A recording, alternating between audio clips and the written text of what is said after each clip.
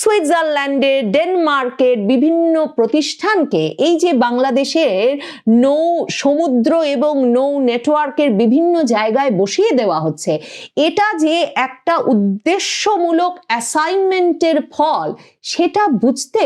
বাংলাদেশের দেশপ্রেমিক মানুষের বা সচেতন জনগণের তেমন অসুবিধা হওয়ার কথা বলে কেউই মনে করেন না। কাজেই প্রশ্ন করতেই হবে যে মাত্র 18 কোটি টাকায় 2 দশকের বেশি সময়ের জন্য, 250 কোটি টাকায় 3 দশকের বেশি সময়ের জন্য, টাকা ডলার নয় কিন্তু,